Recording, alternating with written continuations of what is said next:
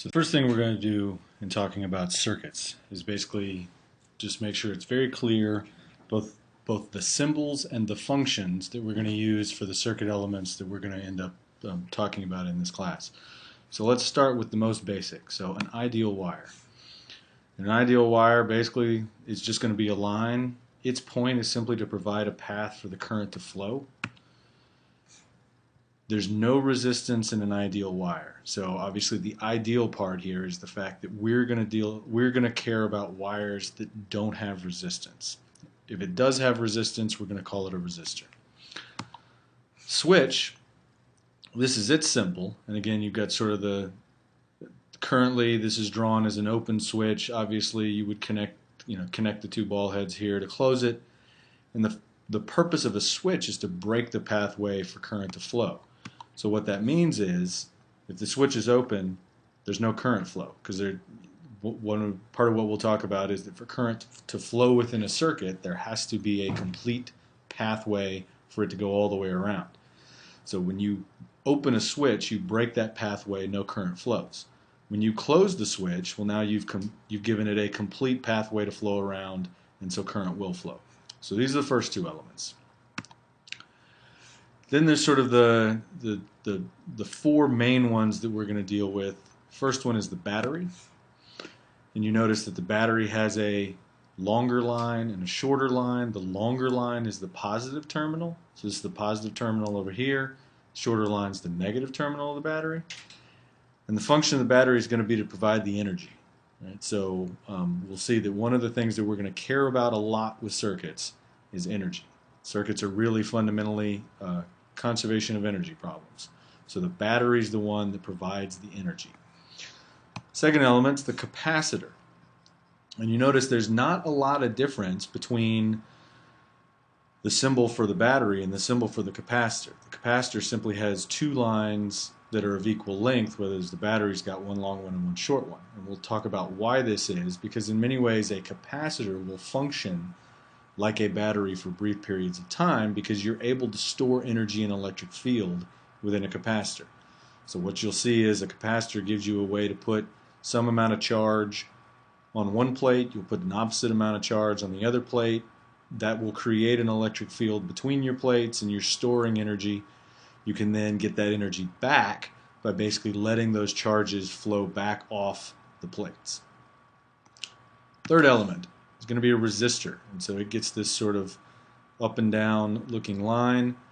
And a resistor, fundamentally what it does is it dissipates energy. Part of what resistors do is basically they're going to convert electrical energy into heat and light. So resistors that you know, there's a resistor in your toaster, right? There's a resistor in an old incandescent style light bulb.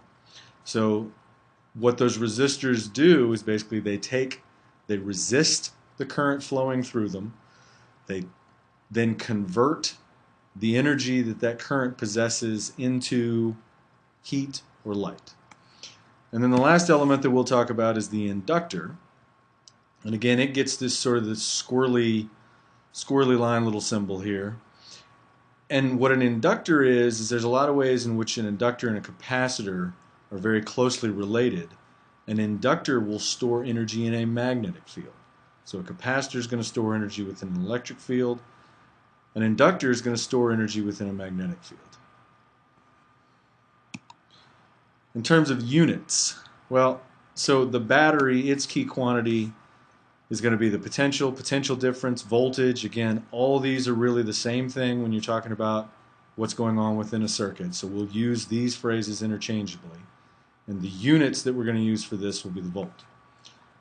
Capacitor, its key quantity is going to be the capacitance.